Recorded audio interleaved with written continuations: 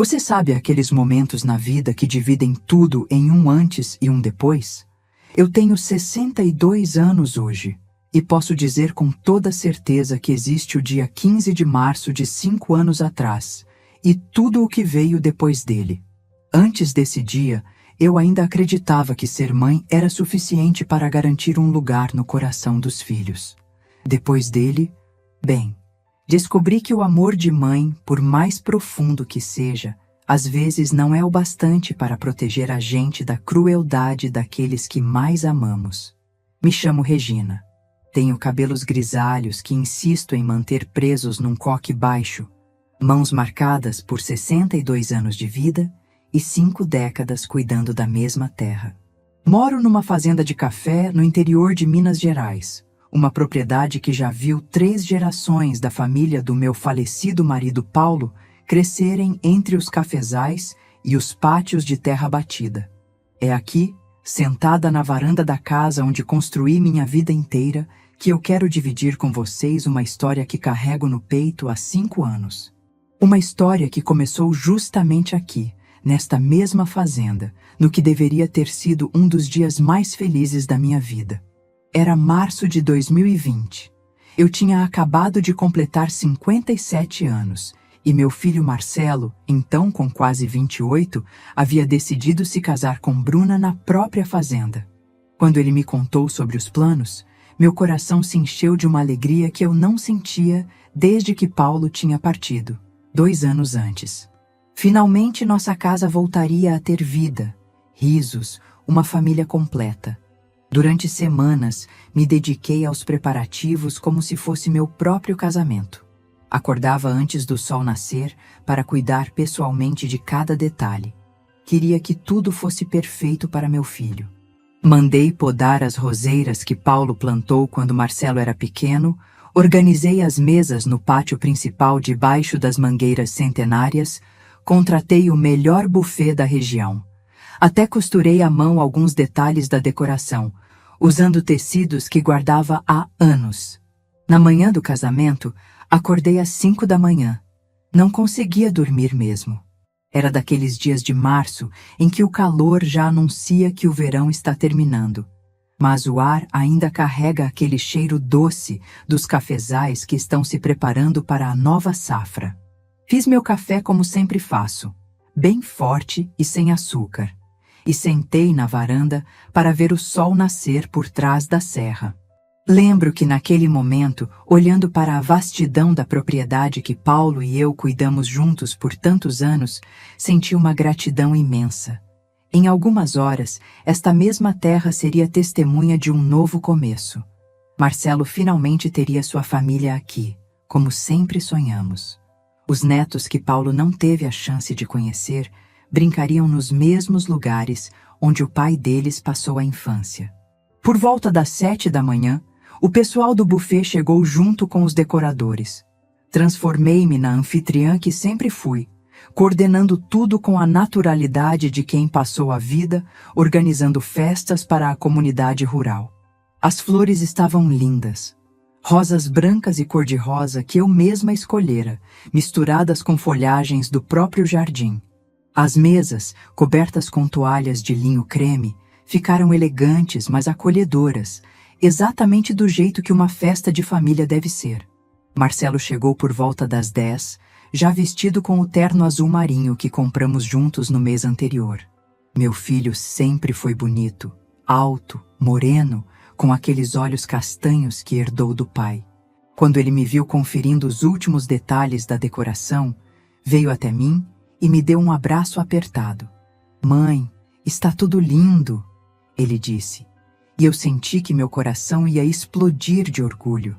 "Obrigado por fazer isso para a gente." Naquele momento, tudo estava perfeito. Meu filho estava ali, feliz, grato, carinhoso, como sempre foi comigo. Se eu soubesse que aquelas seriam praticamente as últimas palavras gentis que ele me dirigiria naquele dia, teria guardado cada sílaba na memória. Bruna chegou 1 hora antes da cerimônia, já vestida de noiva. Preciso reconhecer, ela estava deslumbrante. O vestido era simples, mas elegante. o cabelo loiro preso em um coque baixo com algumas mechas soltas emoldurando o rosto. Era uma moça bonita, não havia como negar. Mas havia algo nos olhos dela naquele dia, uma frieza que me arrepiou a espinha. Quando cumprimentei ela na entrada da casa, esperando talvez um abraço ou pelo menos um sorriso caloroso, recebi apenas um aceno de cabeça e um oi seco. Tentei não dar importância. Afinal, toda noiva fica nervosa no dia do casamento, não é mesmo? Talvez fosse só ansiedade. Os convidados começaram a chegar por volta das 4 da tarde. Éramos todos pessoas simples, vizinhos da região, alguns amigos da família, parentes mais próximos. Nada muito elaborado, mas cheio de carinho. Eu estava vestida com o meu melhor vestido azul marinho, aquele que Paulo sempre dizia que realçava meus olhos, e havia penteado o cabelo no salão da cidade pela manhã. Queria estar bonita para o casamento do meu filho. A cerimônia foi realizada no jardim, bem em frente à casa. O padre João, que conhece nossa família há décadas, conduziu tudo com a simplicidade e o carinho que sempre caracterizaram os momentos importantes da nossa comunidade. Eu estava na primeira fileira, como mãe do noivo, com o coração transbordando de emoção. Foi durante a troca das alianças que notei algo estranho. Bruna me olhou por cima do ombro de Marcelo, e havia algo naquele olhar que me gelou o sangue. Não era nervosismo de noiva, era algo frio, calculado, quase hostil. Tentei interpretar aquilo como impressão minha, talvez o sol no rosto dela, ou o reflexo da luz. Mas uma mãe sempre sabe quando algo não está certo.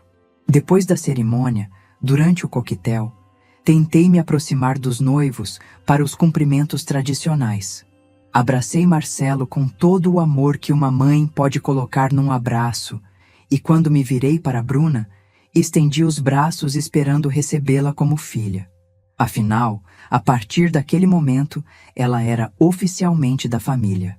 Mas Bruna não retribuiu o abraço. Ficou parada, com os braços ao lado do corpo, me encarando com aquela mesma frieza que eu havia notado durante a cerimônia. O constrangimento foi evidente para todos que estavam próximos. Fingi que não percebi e apenas disse que ela estava linda, tentando amenizar a situação. O que aconteceu depois ainda me causa um aperto no peito toda vez que lembro. Durante toda a festa, observei Bruna se aproximando de Marcelo repetidas vezes, sussurrando coisas no ouvido dele, sempre me apontando discretamente. Eu via meu filho ficando cada vez mais tenso, dividido, como se estivesse sendo pressionado a tomar alguma decisão difícil.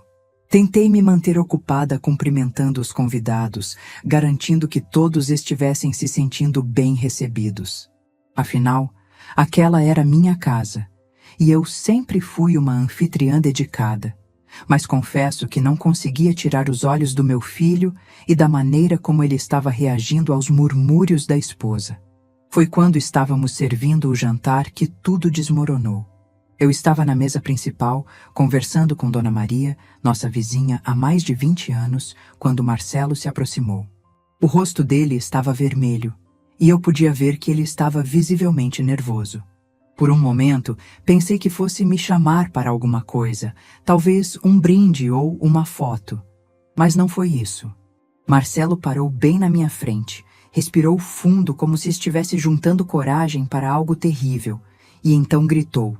Gritou mesmo, para que todos ouvissem. Vá embora, mamãe! Minha noiva não te quer aqui! O silêncio que se seguiu foi ensurdecedor.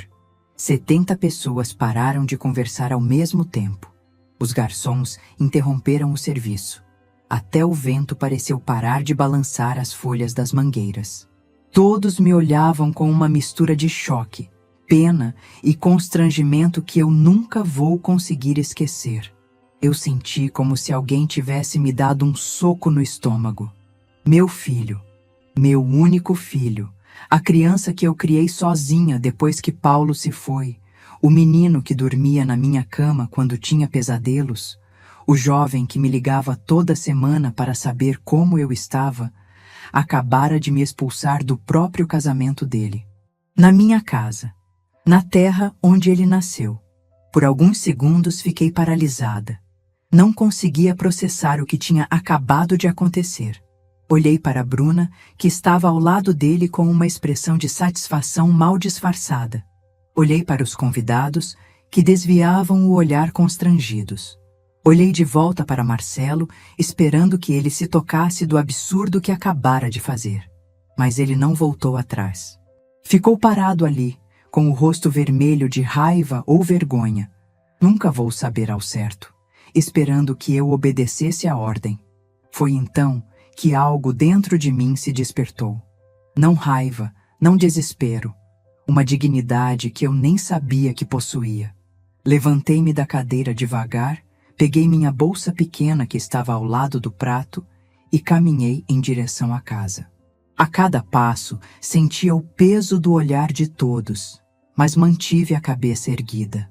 Antes de entrar em casa, me virei uma última vez. Marcelo ainda estava parado no mesmo lugar, mas agora parecia menor, como se tivesse encolhido. Bruna havia se afastado e conversava animadamente com algumas amigas, como se nada tivesse acontecido. Peguei as chaves do carro e saí pela entrada dos fundos, sem olhar para trás. Não havia mais nada para mim ali, pelo menos não naquele momento. Dirigi por quase 1 hora pelas estradas de terra da região, sem destino certo. Precisava processar o que havia acontecido, entender como chegamos àquele ponto. Quando finalmente voltei para casa, já era quase meia-noite e a festa havia terminado. Apenas alguns carros do pessoal da limpeza ainda estavam no pátio. Entrei na casa vazia e silenciosa, tirei o sapato social que estava machucando meus pés e sentei no sofá da sala, onde Paulo e eu passamos tantas noites conversando sobre o futuro do nosso filho. Foi ali, sozinha naquela casa, que de repente parecia grande demais para uma pessoa só, que eu chorei. Chorei pela humilhação, chorei pela incompreensão, mas principalmente chorei pelo filho que eu achava que conhecia e que aparentemente havia se tornado um estranho. Naquela noite, antes de dormir, fiquei olhando pela janela do meu quarto para os pátios onde Marcelo brincou durante toda a infância. Era difícil acreditar que o mesmo menino que me trazia flores silvestres toda manhã de aniversário havia me expulsado do próprio casamento dele. Mas ainda não imaginava que aquele era apenas o começo, que no dia seguinte tudo ficaria ainda mais claro, e que uma simples ligação telefônica me faria entender que a humilhação do casamento havia sido apenas o primeiro movimento de um jogo muito maior. Um jogo do qual eu nem sabia que estava participando.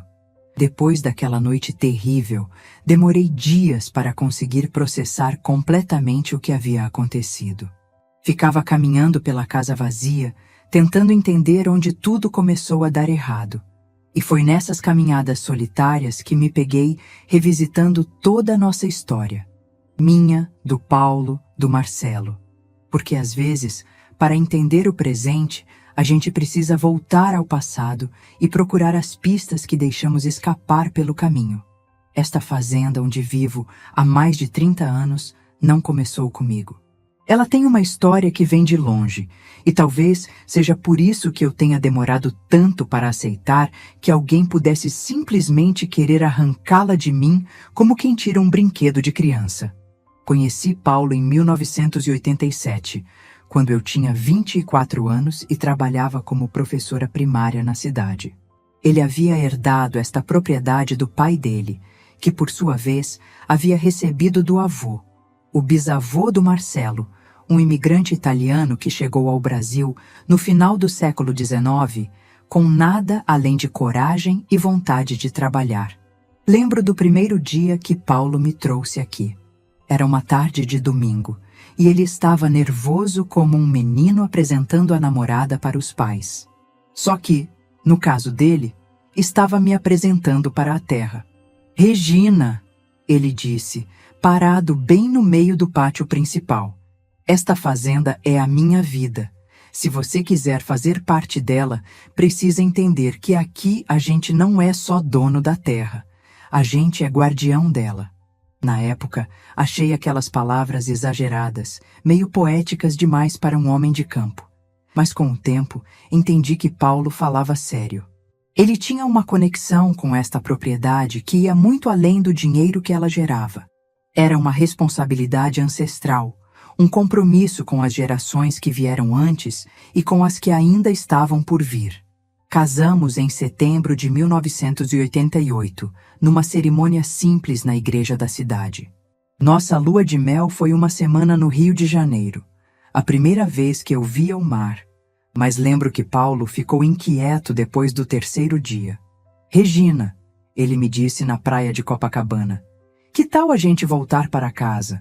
Está na época da poda dos cafezais e eu não gosto de deixar esse serviço só para o pessoal. Voltamos 2 dias antes do planejado, e foi ali que entendi que havia me casado não só com um homem, mas com um modo de vida. E descobri que, no fundo, era exatamente isso que eu queria. Os primeiros anos foram de aprendizado constante. Eu, menina da cidade, tive que aprender sobre as fases da lua que influenciam o plantio, sobre os tipos de solo, sobre como interpretar as mudanças no clima que podem afetar a safra. Paulo era um professor paciente. Me ensinava tudo com carinho, sempre dizendo que uma fazenda não se constrói com uma pessoa só. 2 cabeças pensam melhor que uma. Ele costumava falar quando estávamos planejando alguma melhoria na propriedade. E realmente, aos poucos fui me tornando parte integral daquele lugar. Assumi a parte administrativa, organizei as finanças, modernizei os controles de produção. Paulo cuidava do campo. Eu cuidava dos números e da casa. Marcelo nasceu em maio de 1992, 4 anos depois do nosso casamento. Eu tinha 29 anos e Paulo 32. Lembro que quando segurei nosso filho pela primeira vez, Paulo estava ao meu lado chorando como uma criança. Agora temos um herdeiro de verdade, ele sussurrou no meu ouvido. Alguém para continuar a história da família. Desde pequeno, Marcelo foi criado com a consciência de que aquela terra seria sua responsabilidade um dia. Não de forma pesada ou obrigatória, mas como algo natural, parte da sua identidade. Paulo levava o menino para todo canto da fazenda, explicava cada processo, contava as histórias dos antepassados. Marcelo cresceu sabendo que era o 4ª geração da família a pisar naquele chão. Foram anos maravilhosos, aqueles da infância do Marcelo. A casa sempre cheia de vida, o menino correndo pelos pátios, brincando de esconde-esconde entre os pés de café, ajudando a alimentar as galinhas. Nas férias escolares, os filhos dos vizinhos vinham brincar aqui, e nossa casa virava uma pequena colônia de férias rural. Paulo era um pai presente e carinhoso. Ensinava Marcelo a andar a cavalo, a reconhecer as plantas, a entender o ciclo das estações. Mas também fazia questão de que o menino estudasse bem, que tivesse acesso a livros, que soubesse que existia um mundo maior além das divisas da fazenda. Ele precisa saber escolher, Paulo me dizia quando Marcelo estava começando o ensino médio.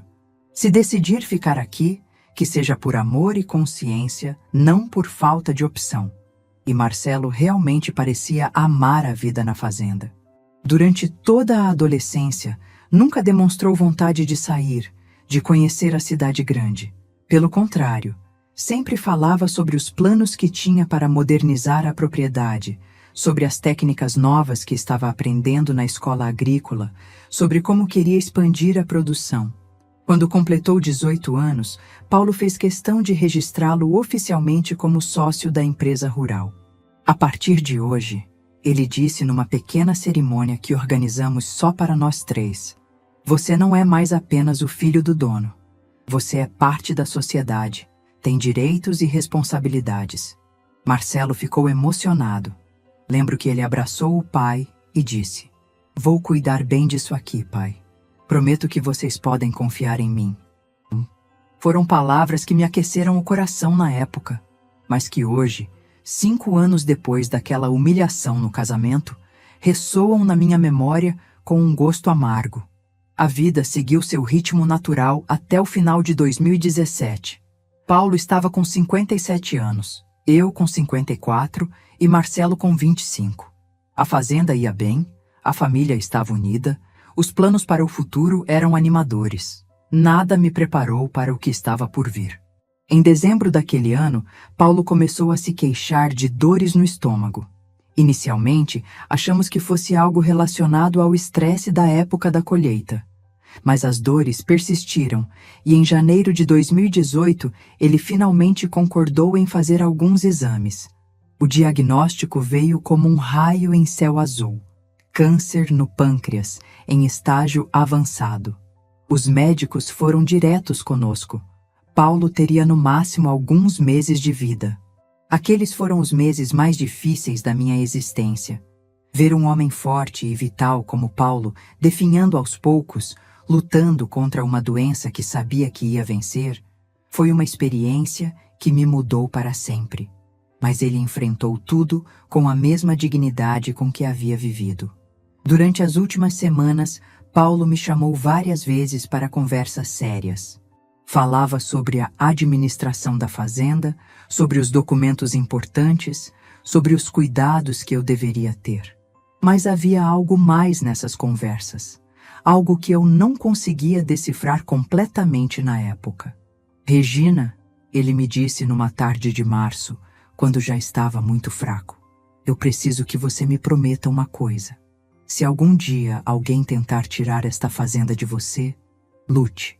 Lute com todas as forças. Esta terra não pode sair da família, mas tem que estar nas mãos certas. Na época, achei aquilo um desvario provocado pelos medicamentos. Quem iria querer tirar a fazenda de mim? Marcelo era nosso filho, nosso herdeiro natural. Quando chegasse a hora, tudo passaria para ele de forma natural e harmoniosa. Paulo faleceu em uma manhã de abril de 2018, com o sol nascendo por trás da serra, no quarto onde havíamos dormido juntos por 30 anos.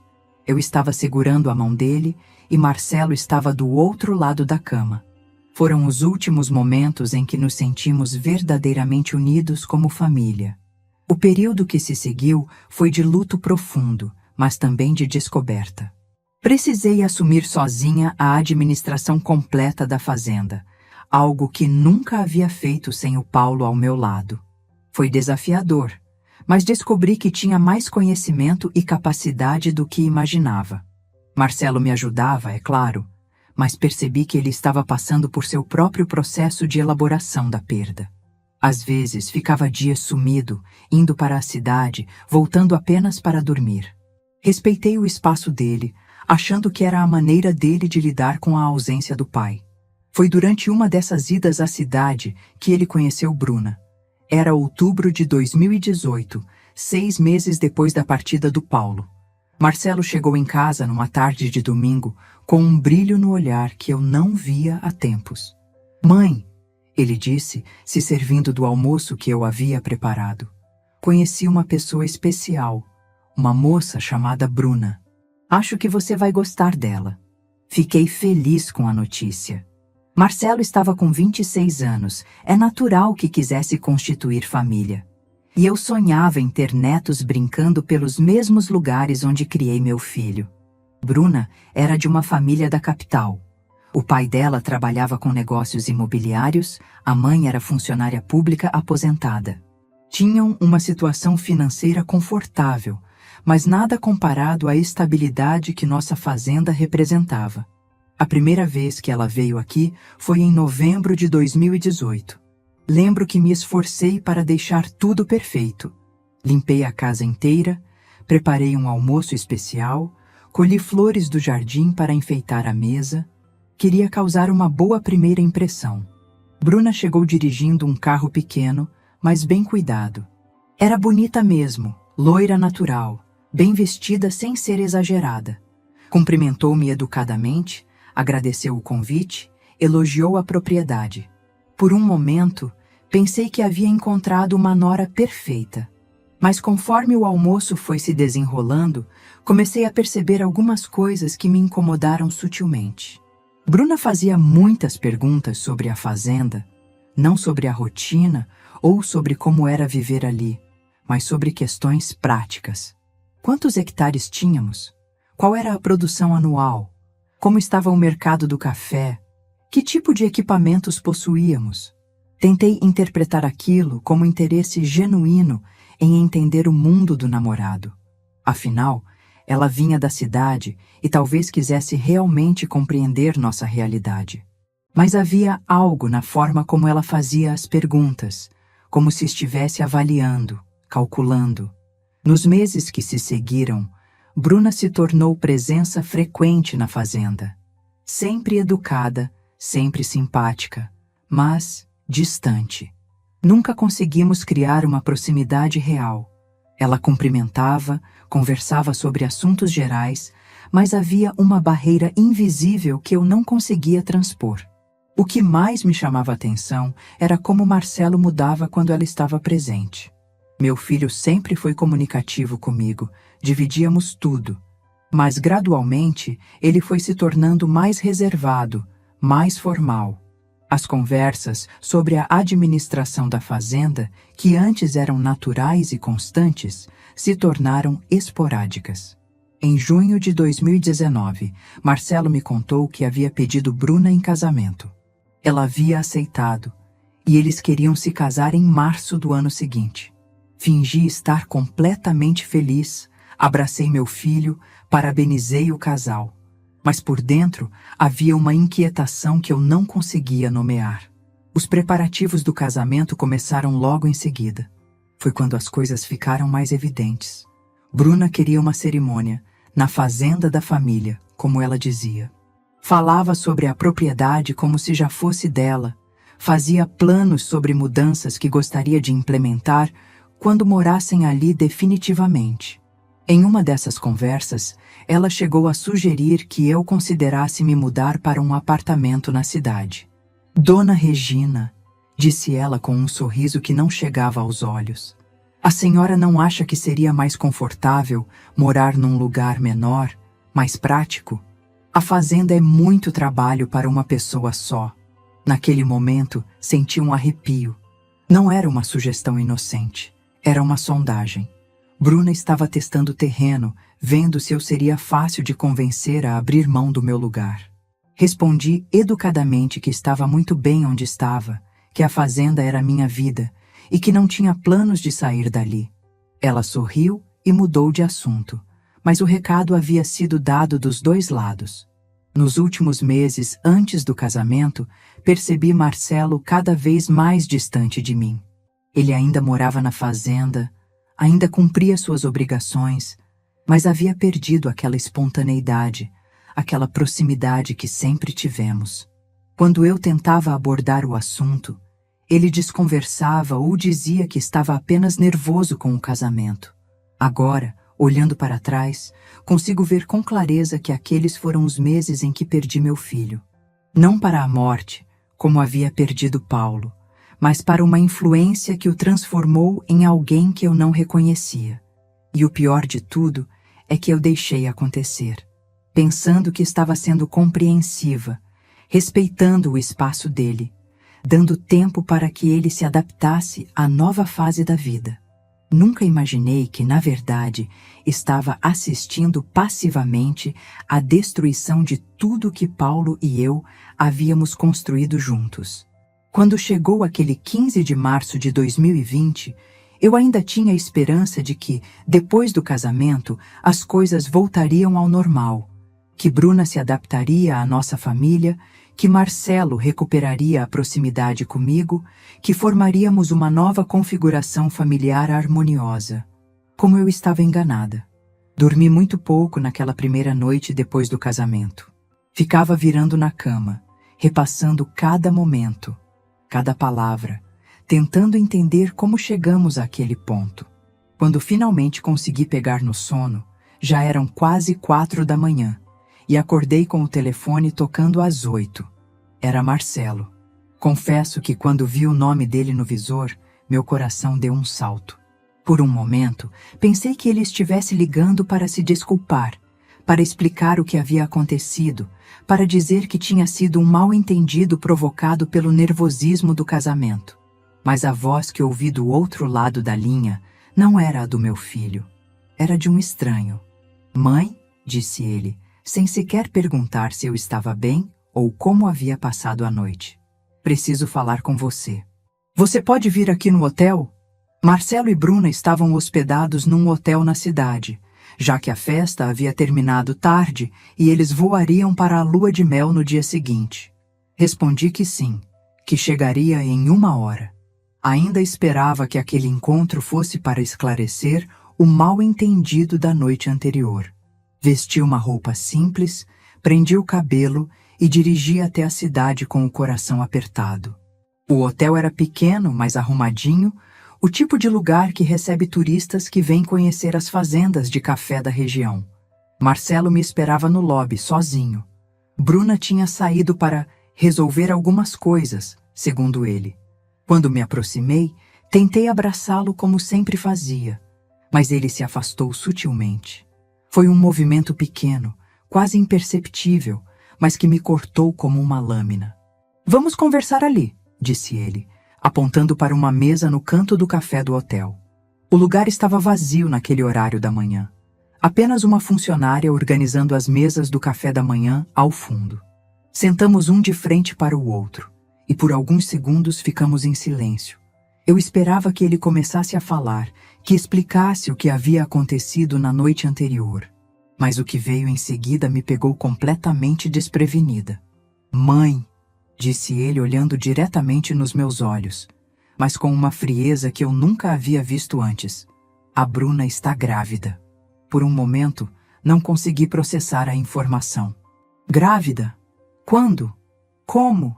Por que eu estava sabendo disso só agora, no dia seguinte ao casamento, através de uma conversa tensa num hotel? Desde quando você sabe? Perguntei, tentando manter a voz calma. Descobrimos há 3 semanas, respondeu ele.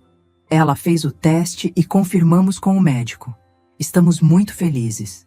3 semanas. Eles sabiam há 3 semanas que estava esperando um bebê e ninguém me contou.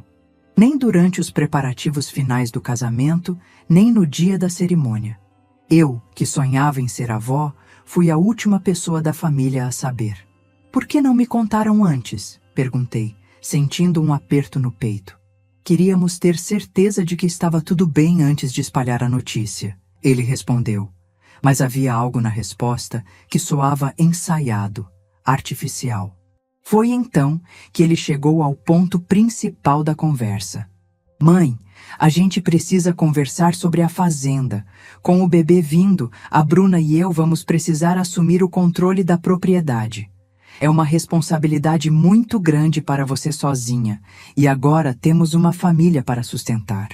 Senti como se o chão tivesse se aberto debaixo dos meus pés. Ele estava falando sobre assumir o controle, como se eu fosse incapaz, como se estivesse fazendo um favor ao me tirar aquela responsabilidade dos ombros. Marcelo, respondi devagar, a fazenda está indo muito bem. Os números nunca estiveram melhores. Não entendo por que vocês acham que eu preciso de ajuda. Não é isso, mãe, disse ele, mas evitando meu olhar. É que, bem, você está ficando mais velha. E uma propriedade daquele tamanho precisa de pessoas mais jovens tomando as decisões. A Bruna tem umas ideias muito boas para modernizar a produção. Modernizar a produção. Bruna, que nunca havia pisado numa fazenda antes de conhecer Marcelo, tinha ideias para modernizar um negócio que a família administrava há 3 gerações. E o que exatamente vocês precisam de mim? Perguntei, já suspeitando da resposta. As chaves, disse ele simplesmente. Precisamos das chaves da casa e dos escritórios. E também que você passe a procuração da administração financeira para o meu nome. Pronto. Estava na mesa. Marcelo queria que eu entregasse o controle total da propriedade para ele. Ou melhor, para eles. Porque ficou evidente que aquela conversa não estava vindo só dele. Marcelo, disse eu tentando manter a calma. Seu pai morreu há menos de 2 anos. Esta fazenda é tudo o que me restou dele, da nossa vida juntos. Não posso simplesmente entregar as chaves como se fosse um apartamento de aluguel. Mãe, você está sendo dramática, replicou ele, e naquele momento reconheci o tom. Era exatamente o mesmo que Bruna usava quando queria minimizar alguma coisa. Ninguém está falando em tirar você da fazenda. Você continuaria morando lá, obviamente. Só queremos assumir a parte administrativa. Assumir a parte administrativa. Como se eu fosse uma funcionária na minha própria casa. Foi nesse momento que me lembrei da carta. Paulo havia me deixado uma carta. Uma carta que estava guardada no cofre da fazenda há quase 2 anos e que eu nunca havia lido por completo porque não via necessidade. Ele me disse para abrir apenas se algum dia precisasse de orientação sobre a propriedade. Preciso pensar sobre isso, disse eu, me levantando da mesa. É uma decisão muito importante para ser tomada assim de supetão. Marcelo também se levantou, claramente contrariado. Mãe, não há muito o que pensar. É o melhor para todos, para você, para nós, para o bebê. Eu preciso ir, disse eu pegando a bolsa. Vamos conversar quando vocês voltarem da lua de mel. As chaves, mãe, insistiu ele, me acompanhando até a porta do hotel. Pelo menos as chaves você pode deixar com a gente hoje. Parei na porta e o encarei. Meu filho, que eu carreguei no colo, que ensinei a andar, que consolei em todos os momentos difíceis da vida, estava me pressionando a entregar as chaves da minha própria casa no dia seguinte ao casamento dele.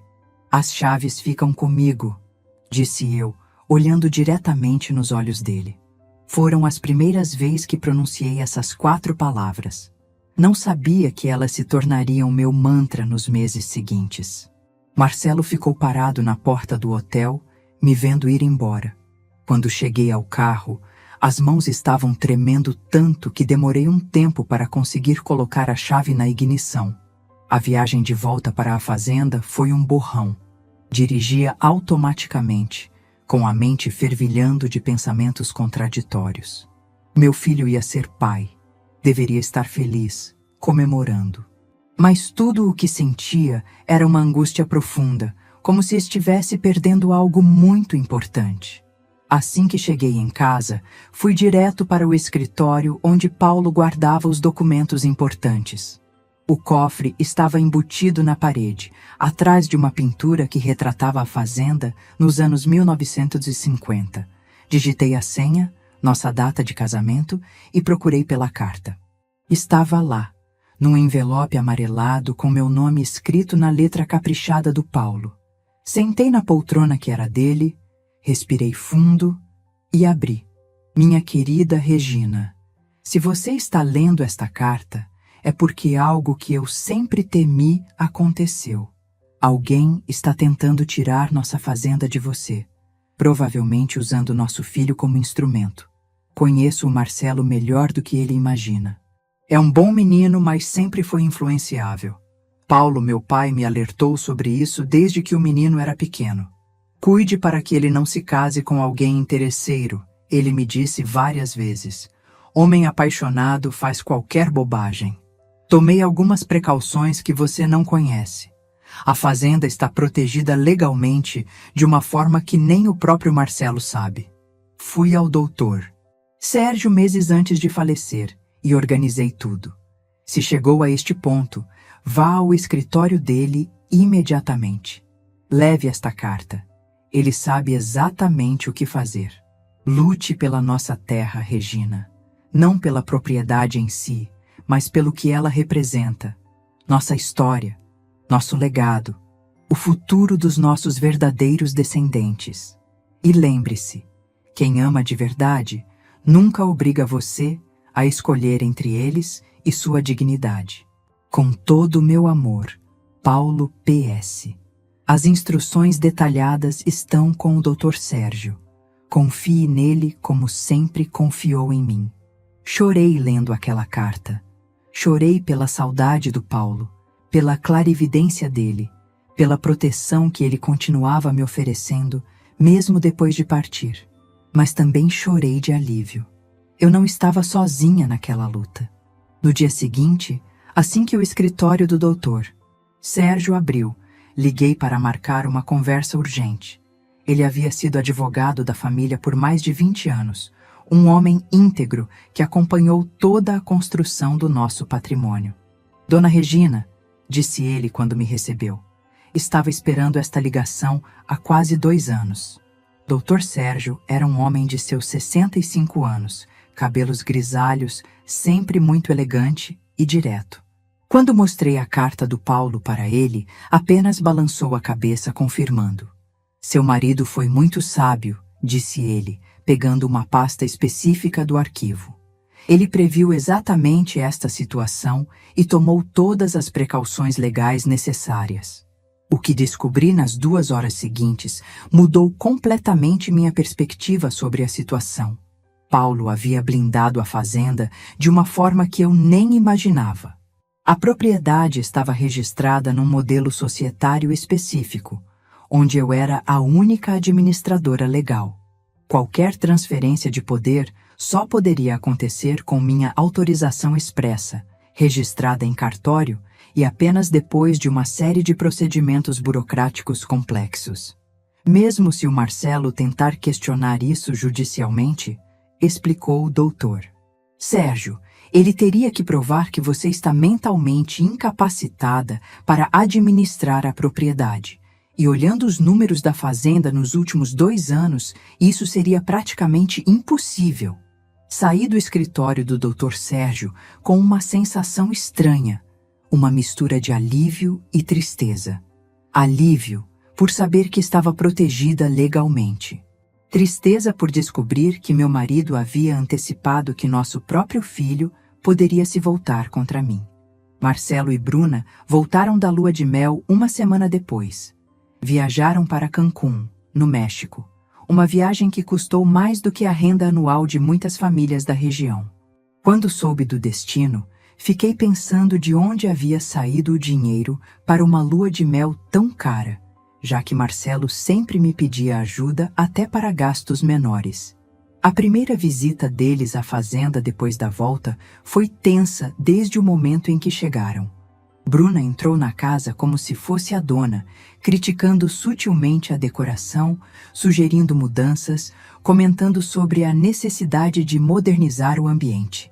Dona Regina, disse ela enquanto tomávamos café na varanda, eu trouxe algumas revistas de decoração do México. Tenho umas ideias lindas para renovar a casa. O estilo atual está um pouco datado, não acha? Datado. A casa onde construí minha vida inteira, onde criei meu filho, onde vivi os momentos mais felizes da minha existência, estava datada, na opinião dela. Gosto da casa do jeito que está, respondi calmamente. Cada objeto aqui tem uma história, uma memória. Ah, claro que sim, disse ela com um sorriso condescendente. Mas às vezes a gente precisa fazer escolhas entre o passado e o futuro, não é mesmo? Marcelo estava sentado ao lado dela, calado, mas concordando com a cabeça. Era doloroso ver como ele havia mudado em tão pouco tempo. Foi então que eles voltaram ao assunto das chaves. Mãe, disse Marcelo, a gente conversou muito durante a viagem. A Bruna tem razão quando diz que você está sobrecarregada aqui. Decidimos que o melhor é assumirmos a administração da fazenda imediatamente. Já decidiram? Perguntei. Sem me consultar? Estamos consultando agora, respondeu Bruna com aquele sorriso falso. É uma decisão de família, e família significa todos nós agora.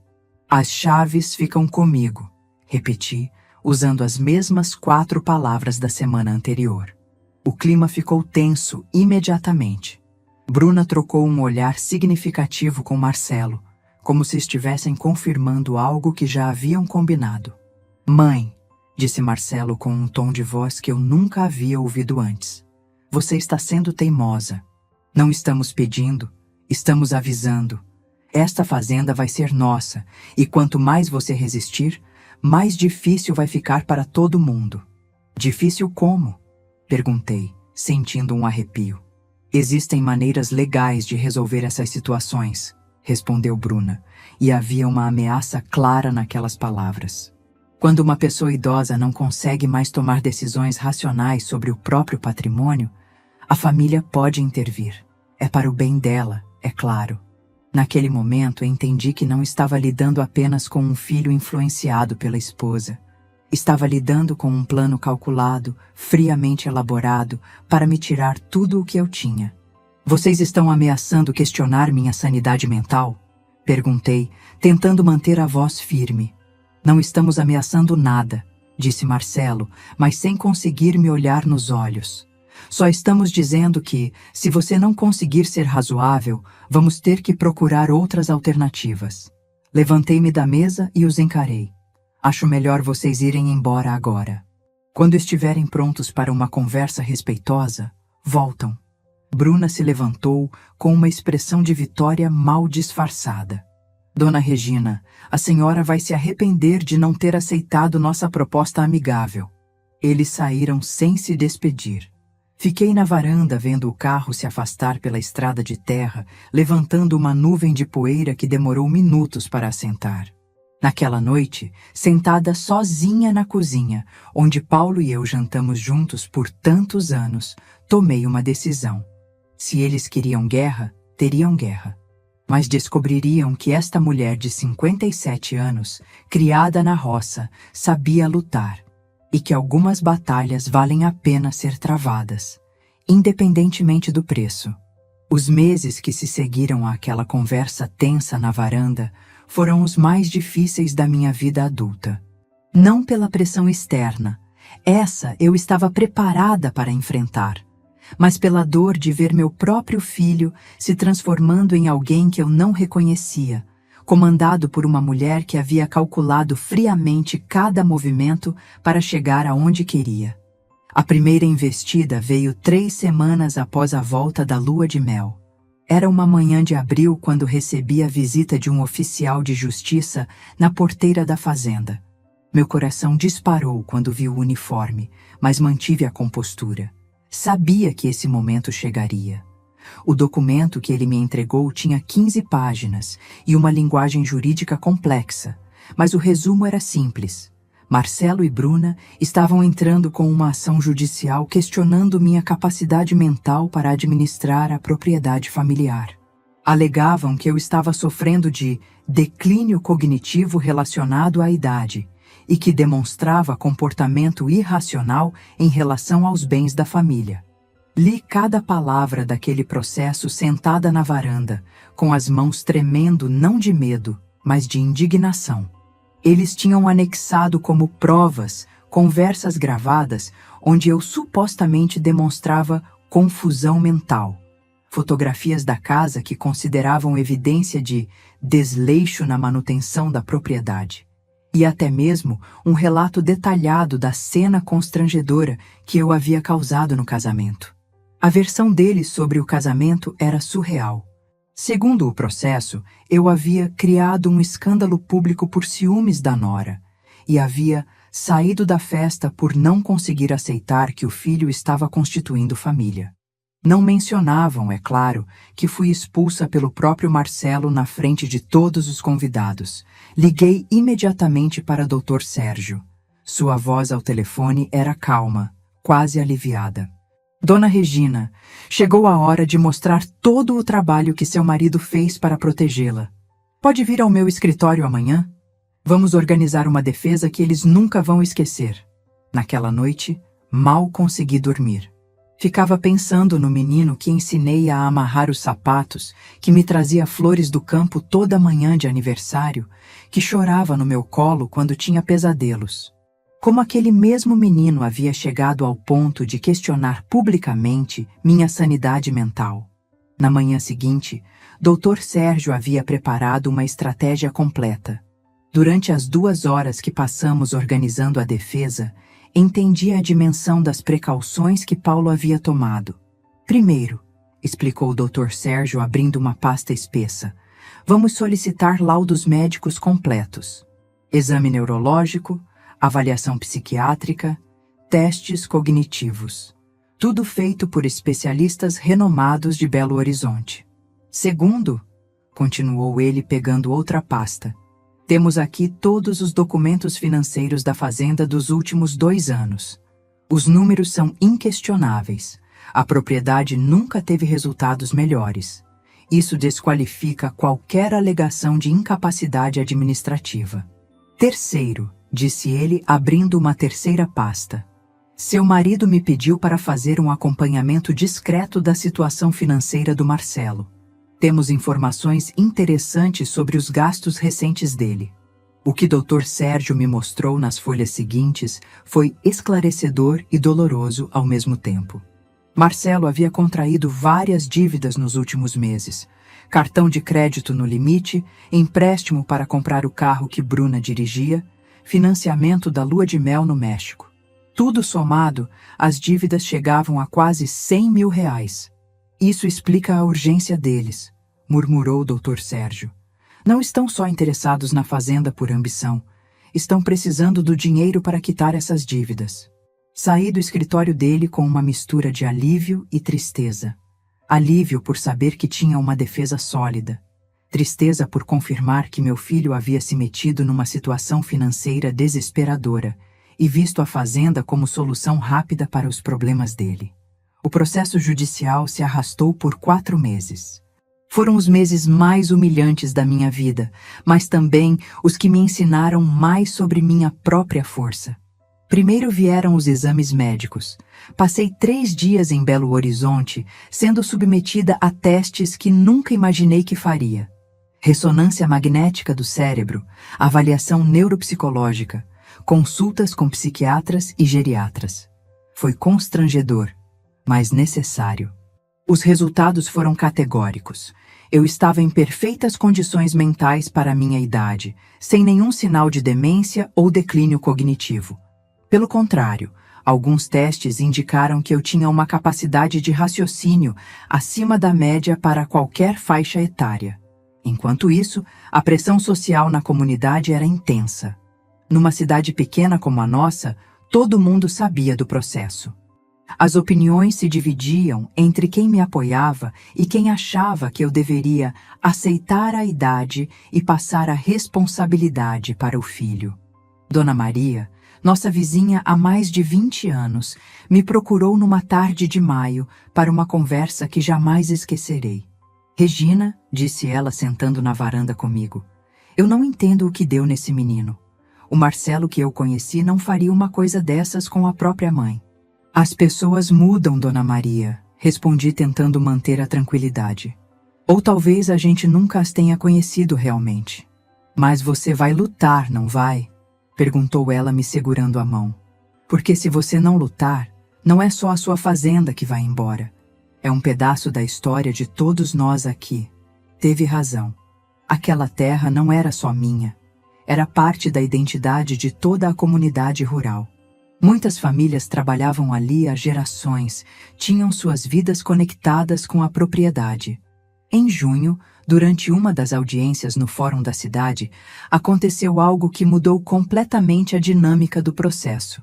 Eu estava saindo da sala após uma sessão particularmente tensa quando encontrei Bruna no corredor.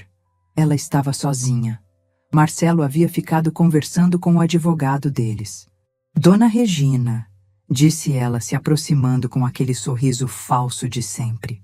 A senhora não acha que já passou da hora de encerrar esse teatro? Aceite nossa proposta e a gente resolve isso tudo de forma amigável. Que proposta? Perguntei curiosa para saber que tipo de proposta eles tinham depois de me processar publicamente. A senhora fica com a casa e 5 hectares ao redor. O resto fica conosco. É uma oferta generosa, considerando que a senhora não tem netos para deixar herança mesmo. Netos. Ela havia mencionado netos com uma naturalidade cruel, como se soubesse que aquela era minha ferida mais sensível. Bruna, disse eu olhando diretamente nos olhos dela, você está grávida de 3 meses. Se esse bebê nascer, será meu neto. Por que você fala como se eu não tivesse netos? O que aconteceu em seguida me gelou o sangue. Bruna deu uma risada fria, quase debochada. Ah, Dona Regina, a senhora ainda não entendeu como as coisas funcionam? Quando a gente tiver o controle da fazenda, a senhora vai ter acesso aos netos na medida em que se comportar direitinho. Netinhos também podem ser condicionais. condicionais. Ela estava me dizendo abertamente que usaria meu futuro neto como moeda de barganha para me controlar. Naquele momento, algo dentro de mim se rompeu definitivamente. Não era mais sobre a fazenda, sobre dinheiro, sobre propriedade. Era sobre dignidade. Era sobre não aceitar ser chantageada por alguém que queria transformar o amor da avó em instrumento de manipulação. Bruna, disse eu com uma calma que me surpreendeu. Você acabou de me dar o melhor motivo para lutar até o fim. Não vou permitir que transforme meu neto num instrumento de chantagem. Ela percebeu que havia falado demais, que havia mostrado as cartas antes da hora. Tentou voltar atrás, dizer que eu havia entendido mal, mas era tarde. Eu havia gravado toda a conversa no meu celular. Doutor. Sérgio quase gritou de alegria quando ouviu a gravação. Dona Regina, eles acabaram de entregar o jogo. Chantagem emocional envolvendo o menor é uma evidência poderosíssima contra eles. O nascimento do Isaac aconteceu em outubro, bem no meio da batalha judicial. Eu soube, através de vizinhos, nem Marcelo nem Bruna se deram ao trabalho de me avisar que o bebê havia nascido. Fiquei 3 dias sabendo que tinha um neto e não podendo conhecê-lo. Foram 3 dias de uma angústia que não desejo a ninguém. Finalmente, no 4º dia, Marcelo apareceu na fazenda carregando um bebê pequenino nos braços. Mãe, disse ele parado na porta da varanda. Este é o Isaac. Quando segurei meu neto pela primeira vez, chorei. Chorei de alegria, de alívio, de amor instantâneo. Mas também chorei de tristeza por saber que aquele momento deveria ter acontecido de forma natural, celebrada em família, e não como uma concessão tensa no meio de uma guerra judicial. Isaac era lindo, pequeno, com os olhos escuros dos homens da família, os dedinhos perfeitos, aquele cheiro de bebê que derrete qualquer coração. Segurei ele por quase 1 hora cantando as mesmas cantigas que cantava para Marcelo quando era pequeno. Onde está a Bruna? Perguntei quando finalmente consegui parar de olhar para o bebê. Em casa, respondeu Marcelo. Mas havia algo estranho na voz dele. Ela está cansada. O parto foi difícil. Nos dias que se seguiram, comecei a perceber que algo estava mudando. Marcelo aparecia na fazenda com mais frequência, sempre trazendo Isaac. Bruna nunca vinha junto. Segundo ele, ela estava se recuperando, precisava descansar, tinha compromissos na cidade. Foi Dona Maria quem me contou a verdade 2 semanas depois. Regina, disse ela numa tarde enquanto eu embalava Isaac na varanda. Você sabe que a Bruna está saindo sozinha à noite? Minha cunhada mora perto da casa deles na cidade e disse que ela deixa o bebê com o Marcelo e sai. Às vezes só volta no dia seguinte.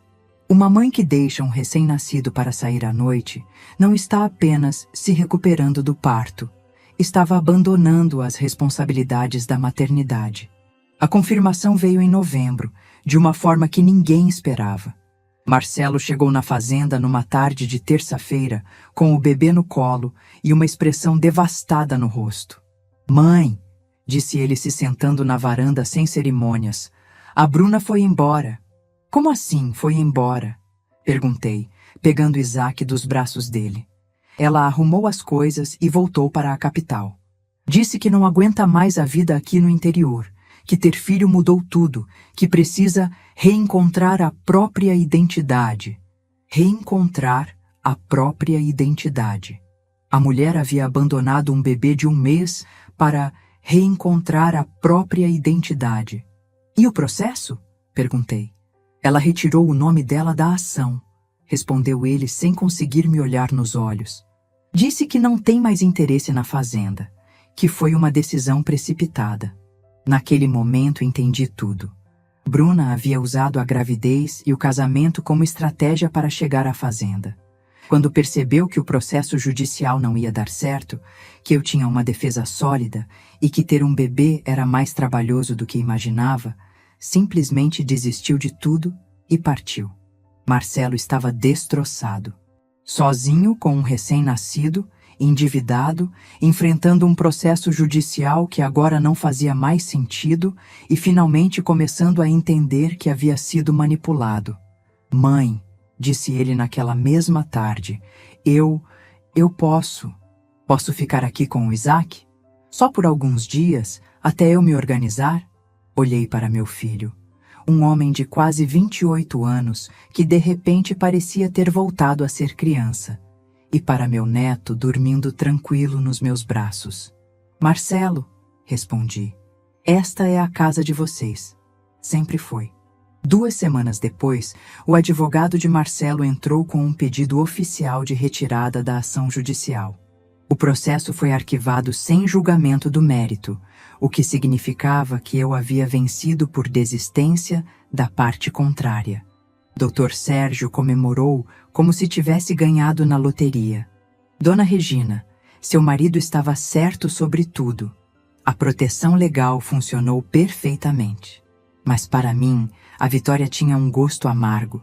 Tinha ganhado a guerra, mas perdido meu filho no processo.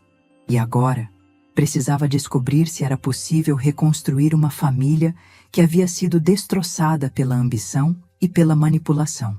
As chaves continuavam comigo, mas agora elas representavam algo diferente. Não apenas a posse de uma propriedade, mas a responsabilidade de proteger o futuro de um neto que havia chegado ao mundo no meio de uma tempestade familiar. E de tentar salvar um filho que finalmente estava começando a entender o tamanho do erro que havia cometido. Os meses que se seguiram ao abandono da Bruna foram estranhos e delicados, como caminhar sobre vidro quebrado tentando não se cortar. Marcelo havia voltado para a fazenda, mas não como o filho que conhecia a vida inteira. Ele estava quebrado, humilhado, carregando o peso de ter descoberto que havia sido apenas uma peça num jogo que nunca entendeu completamente. Eu poderia ter dito, eu avisei. Poderia ter esfregado na cara dele cada erro, cada momento em que escolheu acreditar nela em vez de confiar em mim. Mas quando olhava para meu filho tentando dar mamadeira para o Isaac às 3 da madrugada, com olheiras profundas e uma tristeza que parecia ter se instalado permanentemente no seu rosto, eu via apenas uma criança perdida que precisava encontrar o caminho de volta para casa. O primeiro mês foi silencioso. Marcelo cuidava do bebê, ajudava nas tarefas da fazenda, mas evitava conversas que fossem além do estritamente necessário. Eu respeitava o espaço dele, entendendo que ele precisava processar a dimensão do que havia acontecido. Mas nas madrugadas, quando ouvia ele andando pela casa tentando acalmar o Isaac, meu coração de mãe se partia um pouco mais. Foi numa tarde de dezembro, quando Isaac estava com 2 meses, que tivemos nossa primeira conversa real. Eu estava na varanda dobrando as roupinhas do bebê que havia lavado, quando Marcelo se aproximou carregando o pequeno no colo. Mãe, disse ele se sentando na cadeira ao meu lado, eu preciso te pedir desculpas. Parei de dobrar a roupa e olhei para ele. Era a primeira vez em mais de 1 ano que via lágrimas nos olhos do meu filho. Desculpas pelo quê, especificamente? Perguntei. Não por crueldade, mas porque precisava saber se ele realmente entendia a gravidade do que havia feito. Por tudo, respondeu ele, balançando suavemente o Isaac que dormia em seus braços. Por ter te expulsado do meu próprio casamento. Por ter questionado sua sanidade. Por ter acreditado que você era o problema, quando na verdade eu é que estava sendo manipulado. Ele fez uma pausa, olhando para o horizonte onde o sol começava a se pôr atrás da serra. Por ter quase perdido você, por causa de alguém que nem me amava de verdade, completou com a voz embargada. Senti minha garganta apertar, mas não ia facilitar as coisas para ele. Algumas lições só se aprendem quando custam caro. Marcelo, disse eu escolhendo cada palavra cuidadosamente. Você não foi apenas manipulado. Você fez escolhas. Em vários momentos, você teve a opção de confiar em mim ou confiar nela, e sempre escolheu ela. Ele assentiu, aceitando a verdade dura que eu estava colocando na mesa. Eu sei, mãe. E isso é o que mais me mata por dentro. Porque você nunca me deu motivo para duvidar do seu amor. Nunca. Ficamos em silêncio por alguns minutos, apenas ouvindo os sons da fazenda no final do dia. O mugido distante do gado, o canto dos pássaros se recolhendo, o vento suave balançando as folhas das mangueiras. Você sabe o que seu pai me disse antes de partir? Perguntei, quebrando o silêncio. Marcelo me olhou com curiosidade. Ele disse: se algum dia alguém tentar tirar esta fazenda de você, lute. Lute com todas as forças.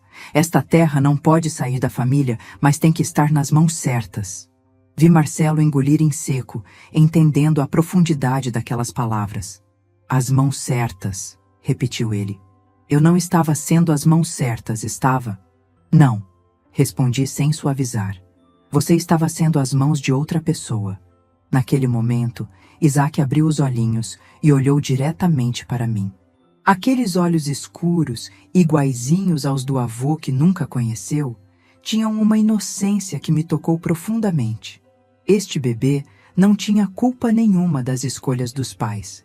Ele merecia crescer numa família que soubesse valorizar o amor verdadeiro. Posso segurá-lo? Perguntei. Marcelo me entregou o neto, e quando senti o peso pequeno e quente daquele corpinho nos meus braços, algo se acalmou dentro de mim. Este era o futuro. Esta criança inocente que ia crescer aprendendo sobre a terra, sobre família, sobre o que realmente importa na vida. Mãe, disse Marcelo observando eu embalar o bebê. Eu quero aprender. Quero aprender a ser o homem que o papai era. Quero que o Isaac tenha o pai que eu tive e que eu quase joguei fora. Então aprenda, respondi olhando nos olhos dele. Mas saiba que confiança se reconstrói com ações, não com palavras. Nos meses seguintes, Marcelo provou que estava falando sério. Acordava antes do sol para ajudar com o gado, passava as tardes aprendendo sobre os controles de produção que eu havia desenvolvido, dedicava as noites ao cuidado do Isaac. Lentamente, muito lentamente, começamos a reconstruir nossa relação. Mas não foi fácil nem rápido. Havia cicatrizes que precisavam de tempo para sarar. Havia momentos em que eu o olhava e ainda via o homem que me humilhou publicamente, que questionou minha sanidade, que tentou me tirar tudo o que eu tinha. E havia momentos em que ele se pegava falando alguma coisa e parava no meio, como se ainda estivesse ouvindo ecos da voz da Bruna na cabeça dele. A verdadeira virada aconteceu numa manhã de março de 2021, exatamente um ano depois daquele casamento terrível. Eu estava no escritório organizando os papéis da nova safra quando Marcelo entrou com uma expressão determinada no rosto. Mãe, disse ele, eu quero que você me ensine tudo. Sobre a fazenda, sobre os negócios, sobre como você conseguiu administrar isso tudo sozinha depois que o papai partiu. Por quê? Perguntei, testando suas motivações. Porque um dia, esta fazenda vai ser do Isaac, e quando chegar a hora, eu quero ter certeza de que vou entregar para ele algo ainda melhor do que recebi. Quero que ele se orgulhe do pai dele, como eu sempre me orgulhei do meu. Foi nesse momento que entendi que meu filho havia realmente voltado para casa. Não apenas fisicamente, mas emocionalmente. Ele havia aprendido a diferença entre herdar algo e merecer algo. Começamos a trabalhar juntos todos os dias. Eu ensinava, ele aprendia. Explicava as planilhas financeiras, os ciclos de plantio, as negociações com compradores, a gestão de pessoas. Marcelo absorvia tudo como uma esponja, fazendo perguntas inteligentes, propondo melhorias, mostrando que tinha realmente herdado a paixão do pai pela terra. E Isaac crescia no meio de tudo isso. Aos 6 meses, já engatinhava pelos mesmos corredores onde o pai havia dado os primeiros passos. Aos 9 meses, batia palminhas quando via os cavalos no pasto. Aos 12 meses, falou a primeira palavra: vovó. Foi ouvindo aquela palavra saindo da boquinha do meu neto que percebi que o ciclo havia se completado. A fazenda tinha uma nova geração crescendo em seus pátios. A família havia se reconstituído, diferente da original, mas talvez mais forte por ter passado pela tempestade. Em maio de 2022, quando Isaac estava com 1 ano e meio, tomei uma decisão importante. Chamei Dr. Sérgio para uma reunião particular. Doutor, disse eu, quero modificar meu testamento. Ele me olhou com preocupação. Dona Regina, aconteceu alguma coisa? Aconteceu que meu filho cresceu, respondi sorrindo. E agora eu preciso adequar meus planos ao homem que ele se tornou. A nova versão do testamento era mais complexa que a original. Marcelo herdaria a fazenda, sim, mas com algumas condições específicas. Ele teria que comprovar 5 anos consecutivos de administração eficiente da propriedade antes de receber a posse definitiva. Durante esses 5 anos, eu manteria o poder de veto sobre decisões importantes. E havia uma cláusula especial. Se algum dia ele tentasse vender a terra ou usar ela como garantia para empréstimos não relacionados à própria produção, a propriedade passaria automaticamente para o Isaac. É uma forma de proteger o legado sem punir desnecessariamente, expliquei para Dr. Sérgio. Se ele provar que aprendeu as lições, a fazenda será dele por completo. Se não, bem, pelo menos o neto estará protegido. Quando contei para Marcelo sobre as novas condições do testamento, ele não demonstrou nenhuma indignação ou revolta. Pelo contrário, agradeceu. Mãe, disse ele naquela tarde, você está sendo mais generosa comigo do que eu mereço. Vou provar que posso ser digno da confiança do Sr. Paulo e da sua. Em setembro de 2022, Marcelo fez algo que me emocionou profundamente. Ele construiu um pequeno parquinho no pátio da casa, no mesmo local onde Paulo havia colocado um balanço para ele quando era pequeno. Ver o Isaac brincando naqueles brinquedos novos, ouvindo suas gargalhadas ecoando pelos mesmos espaços onde seu pai havia sido feliz, foi uma das experiências mais gratificantes da minha vida. É incrível como a vida dá voltas, né, mãe? Comentou Marcelo numa tarde, observando o filho brincar no escorregador pequeno que havia instalado. A vida não dá voltas, corrigi ele. As pessoas é que escolhem se querem aprender com os erros ou repetir eles. Hoje, enquanto escrevo esta história, são 5 anos desde aquela humilhação no casamento. Tenho 62 anos, cabelos mais grisalhos, algumas rugas a mais ao redor dos olhos, mas uma paz interior que não sentia há muito tempo. Marcelo se tornou um administrador competente e um pai dedicado. Isaac, agora com 4 anos, corre pelos pátios da fazenda com a mesma energia que o pai tinha na idade dele. Às vezes, quando o vejo brincando na terra, procurando minhocas ou correndo atrás das galinhas, me lembro do Paulo dizendo que esta terra precisava estar nas mãos certas. Agora eu sei que está. A fazenda produz mais do que nunca. Marcelo implementou algumas tecnologias novas que aumentaram nossa produtividade sem perder o caráter familiar do negócio. Somos uma das propriedades mais respeitadas da região, e isso me enche de orgulho. Sobre Bruna, soubemos por terceiros que ela se casou novamente na capital e teve outro filho. Nunca mais procurou o Isaac, nunca perguntou como ele estava, nunca demonstrou qualquer interesse em assumir as responsabilidades de mãe. Para meu neto, ela é apenas uma história que um dia ele vai entender quando tiver idade suficiente. O que aprendi nestes 5 anos é que família não é apenas sangue.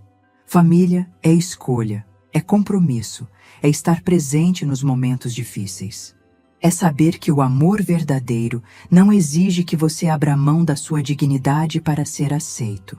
As chaves da fazenda continuam comigo, mas agora elas têm um significado diferente. Não são mais símbolos de resistência ou proteção, são símbolos de responsabilidade. A responsabilidade de garantir que o legado seja passado apenas para quem realmente entende seu valor. Na semana passada, Isaac me perguntou se um dia a fazenda seria dele. Expliquei que sim, mas apenas se ele aprendesse a cuidar dela com amor e respeito. Igual o papai está aprendendo, vovó? Perguntou ele com aquela inocência linda das crianças. Igual ao papai está aprendendo, confirmei. Porque no final das contas, é isso que a vida nos ensina. Nunca é tarde para aprender. Nunca é tarde para crescer. Nunca é tarde para se tornar a pessoa que você deveria ter sido desde o começo. Hoje, quando sento na varanda ao final do dia e vejo meu filho ensinando meu neto a alimentar os animais, sei que Paulo estaria orgulhoso. Não apenas porque a fazenda continuou na família, mas porque ela está nas mãos de pessoas que entenderam que o verdadeiro valor da terra não está no dinheiro que ela pode gerar, mas na história que ela conta e nas raízes que ela preserva. E as minhas raízes, depois de toda essa tempestade, estão mais profundas e mais fortes do que nunca. As chaves ficaram comigo até que eu tivesse certeza de que estavam indo para as mãos certas. Agora eu sei que estão. Se essa história tocou seu coração, deixe seu like, se inscreva no canal e comente aqui embaixo. No meu lugar, o que você faria? Sua mensagem pode iluminar o dia de alguém.